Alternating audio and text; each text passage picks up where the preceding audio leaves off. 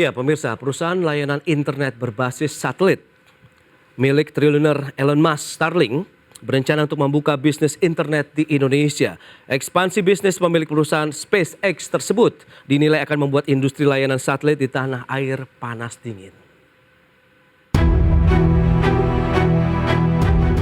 Perusahaan layanan internet berbasis satelit milik pengusaha kaya raya asal negeri Paman Sam, Elon Musk, berencana melebarkan sayap bisnis internet di Indonesia.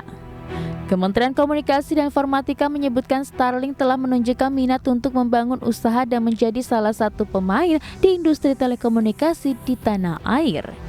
Kemenkominfo pun telah menjelaskan tata cara dan tahapan dalam membuka usaha dan perizinan usaha, diantaranya memiliki nomor induk usaha atau NIB dan membangun pusat operasional di Indonesia. Selain itu, Starlink harus memiliki sejumlah tahapan pengujian seperti Internet Service Provider, Network Access Point, kemudian Very Small Aperture Terminal. Dan seluruh proses perizinan harus melalui Online Single Submission atau OSS yang oleh Kementerian Investasi, Badan Koordinasi Penanaman Modal. Bahkan Kemenkominfo mengingatkan Starlink harus berkomitmen dalam menyerap tenaga kerja lokal. Langkah ekspansi Starlink ini pun sontak membuat panas dingin sejumlah pelaku layanan internet di dalam negeri. Kehadiran Starlink dikhawatirkan bisa mempengaruhi peta persaingan industri telekomunikasi nasional, apalagi bila ada perbedaan perlakuan terhadap pelaku usaha layanan internet lokal. Direktur Eksekutif ICT Institute Heru Sutadi seperti dikutip media mengatakan, Starlink juga harus menjalankan usaha dengan level playing field yang sama dengan provider existing, sehingga akan menjamin persaingan yang setara antara Starlink dengan pemain lokal karena ada kewajiban membayar PHP telekomunikasi. Sementara itu saat ini Starlink telah mengantongi izin resmi dari pemerintah Indonesia, namun hanya sebatas layanan jaringan tetap tertutup PT Telkom Satelit Indonesia, Telkomsat yang merupakan anak usaha Telkom Group. Telkomsat memiliki hak sepenuhnya untuk mendapatkan akses layanan backhaul satelit Starlink milik Elon Musk, sedangkan masyarakat umum tidak bisa mengakses secara bebas layanan satelit Starlink. Dari Jakarta, Tim Liputan IDX Channel. Baik pemirsa, untuk membahas tema menarik kita hari ini, baru wacana Starlink bikin demam industri internet Indonesia. Kita sudah tersambung melalui Zoom bersama dengan Bapak Heru Sutadi, Direktur Eksekutif Indonesia ICT Institute. Selamat pagi Pak Heru. Selamat pagi Mas Pras. Ya, salam sehat Pak Heru. Salam sehat sama-sama. Itu dia, Starlink beberapa waktu terakhir ini menjadi perbincangan hangat begitu ya di masyarakat, di kalangan pelaku industri layanan internet di Indonesia. Bisa Anda sampaikan terlebih dahulu, sebenarnya Starlink ini perusahaan yang seperti apa dan seberapa luas sih jaringan internasionalnya nih Pak Heru? Ya, jadi memang Starlink ini menggunakan layanan satelit untuk memberikan di sisi penggunanya adalah internet atau data gitu ya. Jadi memang mereka menggunakan orbit yang berbeda dibanding satelit biasa. Mereka menggunakan namanya LEO, Low Earth Orbit, dengan sekitar 4.500 lebih satelit gitu ya. Dan memang sayangnya memang coverage mereka itu sampai saat ini ada di 40 negara termasuk Indonesia gitu ya. Dan tentunya juga mereka sangat berhasrat untuk bisa memancarkan sinyalnya ke Indonesia, karena kan kita ketahui Indonesia ini merupakan negara yang ya inilah, kalau kita bicara digital ini sangat antusias dengan pengguna internet yang cukup tinggi gitu ya, 212 juta, sehingga merupakan pasar yang cukup menarik gitu ya. Memang selama ini Starlink sudah kerjasama dengan Telkomsat. Tapi kalau kita melihat perkembangannya, ya mungkin nampaknya Starlink pengennya langsung gitu ya, langsung memberikan layanan di Indonesia. Apalagi kemarin ada angin segar gitu ya ketika tim kepresidenan datang ke menemui Elon Musk. Ya mereka semacam ini lah, ada barter lah gitu ya. Kan kita kan negara kita pengen banget nih Tesla investasi di Indonesia gitu ya. Sementara juga Elon Musk pengen juga nih Starlink kok nampaknya ada masalah di Indonesia, nggak berkembang gitu ya. Sehingga ini dimungkinkan akan terjadi ya inilah semacam trade off gitu ya, dengan memberikan layanan untuk puskesmas dan kesehatan gitu yang cukup banyak nantinya gitu. Oke, nah lantas apa yang membuat banyak pihak begitu cukup khawatir dengan kehadiran Starlink begitu, Pak Heru? Ya memang kekhawatiran ini merupakan hal yang cukup menarik ya, karena ketika Starlink masuk ya tentunya nanti akan merubah peta persaingan di industri data, industri internet Indonesia, karena nanti akan beririsan pasarnya dengan ISP gitu ya. Kalau di Indonesia kan penyelenggara jasa internet dan termasuk juga seluler gitu ya. Oke. Karena ujung-ujungnya kan mereka memberikan layanan data. Ya sementara itu di sisi lain juga pemain yang sudah existing di Indonesia, apakah itu penyelenggara jasa internet, seluler, ini kan aturannya di Indonesia ini ketat gitu loh. Iya. Ada perizinannya, kemudian tiap tahun mereka dipungut bayaran ya. PNBP kita sebut pendapatan negara bukan pajak, ada dari frekuensinya, BHP telekomunikasinya, kemudian juga ada BHP USO gitu ya. Nah, ini kan kalau misalnya terjadi unequal level playing field ya tentu juga kompetisinya tidak berjalan secara baik gitu ya, sehingga Iya. ya mungkin pada saat ini ya agak ketar-ketir juga penyelenggara seluler dan penyelenggara jasa internet Indonesia. Oke. Nah, tadi Anda katakan Starlink ini menggunakan teknologi satelit begitu. Apa sih yang membedakan dan apakah berbeda dengan teknologi jaringan internet yang ada di Indonesia? Ya memang masing-masing teknologi memiliki kelebihan dan kekurangan. Oke. Kalau satelit itu kan memang karena kan dia itu ditempatkan di atas muka bumi jauh gitu ya, Oke. sehingga coveragenya bisa se-Indonesia sekaligus gitu loh. Sementara kalau kita bicara seluler kan dia hanya misalnya titik BTS-nya di titik A hanya sekitar mungkin 5 km 6 km yang ada di sekitar BTS itulah yang yang dapat mendapatkan layanan internet. Oke. Begitu juga dengan kabel gitu. Kalau kabelnya nggak terpasang ya mungkin juga kendala untuk mendapatkan akses internet. Jadi memang satelit LEO ini karena juga dekat dengan bumi sehingga juga delay-nya juga tidak terlalu tinggi dibanding satelit yang sifatnya geo gitu ya, yang 36.000 di atas permukaan bumi, sehingga juga dengan layanan yang sama, coverage yang jauh lebih luas sekaligus ya tentu juga ini akan menjadi satu pesaing yang baru juga yang bisa jadi merubah ya tadi yang kita sebut merubah peta persaingan di Indonesia gitu. Iya, lantas seperti apa? Apakah nanti juga Starlink akan mengirimkan satelit baru di wilayah Indonesia atau sekarang sebenarnya sudah bisa mencakup area Indonesia begitu? Kalau misalnya dengan menggunakan satelit-satelit yang sudah banyak beredar di atas sana begitu, Pak Heru? Ya, dengan sifatnya mereka itu mobile satelit, jadi mereka menempatkan ribuan satelit di orbit LEO mereka gitu ya. Oke. Jadi satelitnya sudah ada dan mereka sudah siap memberikan layanan. Memang layanannya persoalannya kan mereka hanya bisa memberikan layanan di 40 negara gitu loh. Oke. Dan Indonesia tentu menjadi salah satu negara yang ya sasaran empuk mereka juga lah. Kalau misalnya mereka bisa masuk ke Indonesia, pasar mereka kan juga ya memang ujungnya akan mengambil pasar-pasar seluler, pasar-pasar penyelenggara jasa internet di Indonesia. Apalagi Ya. kan memang pemerintah sangat giat nih untuk membangun jalan tol internet broadband ya, Oke. dengan teknologi apapun. Nah, lantas bagaimana dengan biaya pelayanan internetnya sendiri dari Starlink yang menggunakan satelit dan mungkin dengan menggunakan teknologi yang ada di Indonesia, tadi ada serat optik dan lain-lain begitu, Pak Heru? Ya, jadi memang biaya untuk Starlink ini variatif ya. Iya. Dan memang terjadi kesalahan, salah pemahaman juga kalau dikatakan bahwa Starlink ini murah gitu ya. Oke. Nah, kalau kita lihat di beberapa negara, misalnya kan mereka menggunakan alat penerima ya. Alat penerimanya sekitar 150 sampai $200. Kemudian biaya per bulannya sekitar sama juga 150 sampai $200. Sehingga memang kalau misalnya pasar Indonesia ya memang agak nggak cocok nih untuk residensial gitu atau mungkin individu, karena Baik. di Indonesia itu rata-rata pasar kita ya hanya 150.000 ya kalau perorangan ya. Iya. Kalau rumah paling ya maksimal 250 sampai 300.000 rupiah. Baik. Nah, lantas kecepatannya sendiri seberapa cepat sehingga ini benar-benar menjadi salah satu keunggulan yang tidak dimiliki oleh pesaing-pesaing lainnya? Memang keunggulan Starlink itu adalah kecepatannya yang sangat tinggi. Mereka Oke. bisa sampai 200 Mbps gitu ya.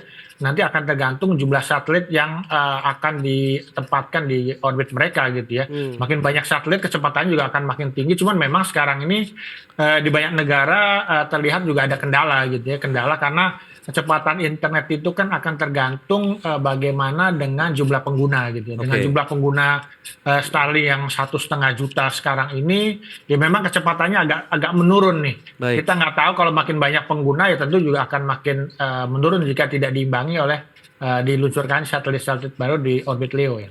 Baik, dan pemerintah sudah memberikan izin seperti Anda katakan tadi, hak labu satelitnya buat Starlink ini yang menggelar pita backhaul yang ini diberikan kepada Telkomsat ya atau Telkomsat. Nah, ini seperti apa sih mekanismenya sehingga nanti Telkom yang akan menyebarkannya ke masyarakat pengguna begitu konsumen atau bagaimana nantinya?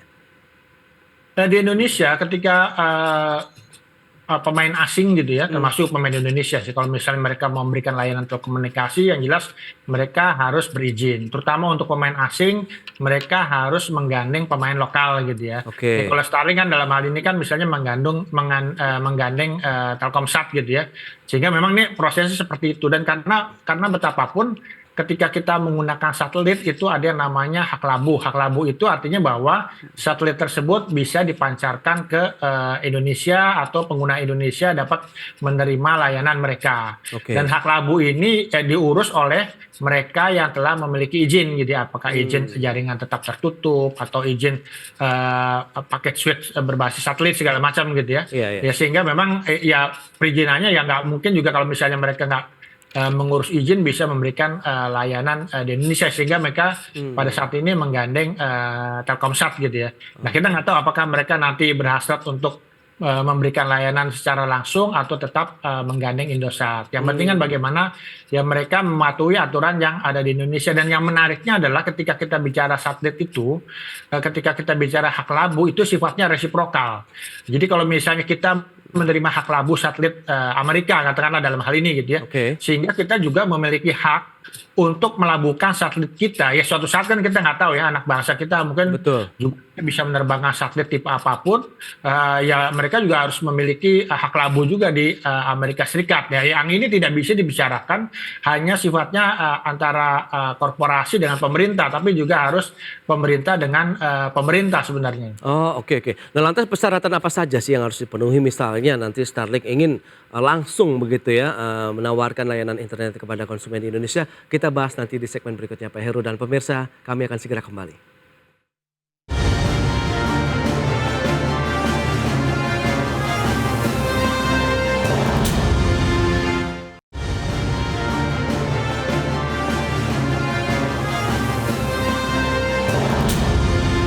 Ya, pemirsa, Anda masih menyaksikan Market Review. Pemirsa, berikut ini kami sampaikan sejumlah infografik untuk Anda terkait dengan syarat perizinan berusaha untuk layanan telekomunikasi di Indonesia.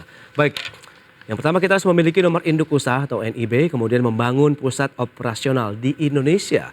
Kemudian juga harus melalui beberapa tahapan terkait dengan Internet Service Provider, Network Access Point, Very Small Aperture Terminal, kemudian Online Single Submission. Dan berikutnya kita akan cermati speed test ya dari Starlink ini seperti apa di kuartal 1 2023 di sejumlah negara. Ini cukup menarik ya, kecepatannya rata-rata memang cukup tinggi begitu ya. Untuk Australia saja sekitar 124,31 Mbps, kemudian di Meksiko itu cukup besar. Ini memang ada beberapa negara yang tempat Starlink ini sudah beroperasi dan kecepatannya di atas rata-rata. Berikutnya kita akan cermati dari jumlah Internet Service Provider di Indonesia. Trennya dari tahun 2017 sampai dengan 2022, di mana jumlah ISP tahun 2022 naik 35,51% dibandingkan dengan tahun 2021. Tercatat di tahun lalu 828 perusahaan dari penyelenggara layanan internet di Indonesia. Kita lanjutkan kembali perbincangan bersama dengan Bapak Heru Sutadi, Direktur Eksekutif Indonesia ICT Institute. Pak Heru, kita akan lanjutkan kembali. Ini kalau kita bicara mengenai persyaratan-persyaratan apa saja yang harus dilewati, dilalui oleh perusahaan-perusahaan asing khususnya begitu yang ingin membuka usaha. Khususnya kalau kita bicara ini adalah layanan internet dari Starlink ini Pak Heru.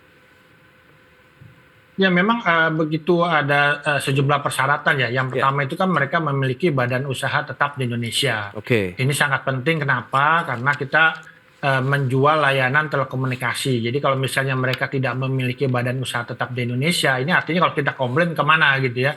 Kan nggak semua orang tiba-tiba menghubungi Elon Musk melalui Twitter gitu ya, atau mungkin harus ke Amerika, kan harus ada mereka perwakilannya di Indonesia, itu yang pertama. Kemudian yang kedua tentunya kita berharap dengan kalau mereka benar-benar mau masuk adalah ini juga menjadikan Indonesia ini sebagai mitra gitu ya. Jadi kita berharap bahwa investasi yang dilakukan adalah investasi, bukan hanya menjadikan Indonesia sebagai pasar. Betul.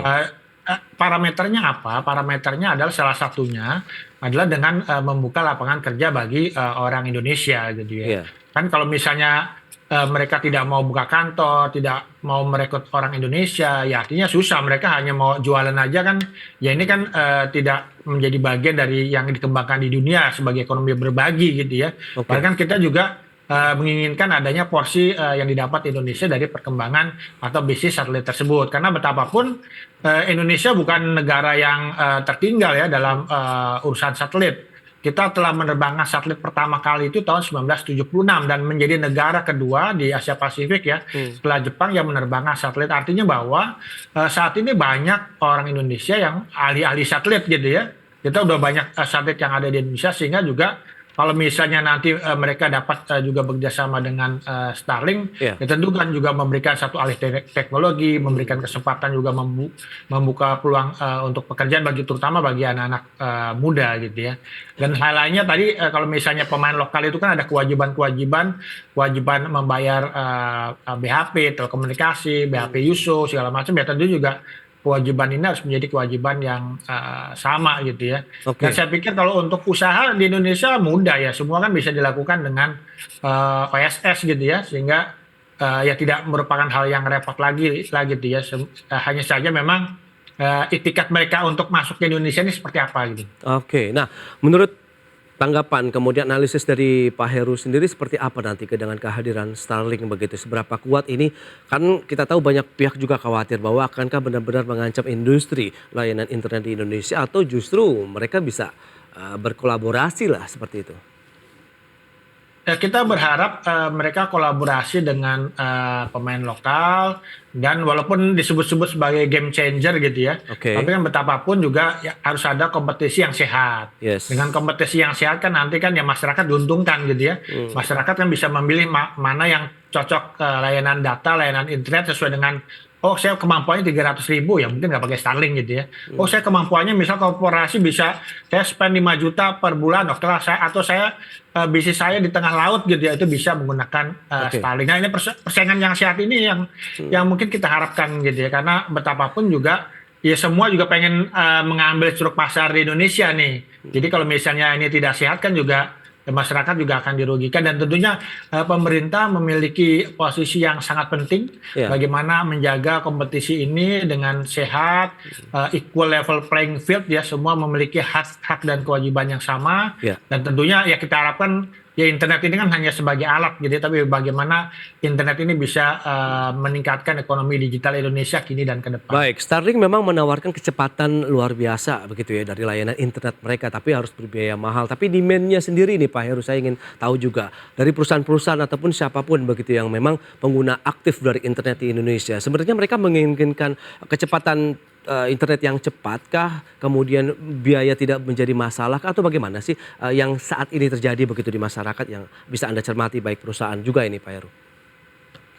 Jadi kalau untuk residensial saat ini ya memang udah banyak juga yang diberikan layanan dengan kabel serat optik ya. Fiber to the home sudah ada, kemudian juga kalau individual seluler itu kan udah 4G, udah 5G gitu ya. Jadi mungkin yang masih pasar yang bisa dimasuki adalah pasar-pasar yang wilayahnya itu jauh di pedalaman gitu ya.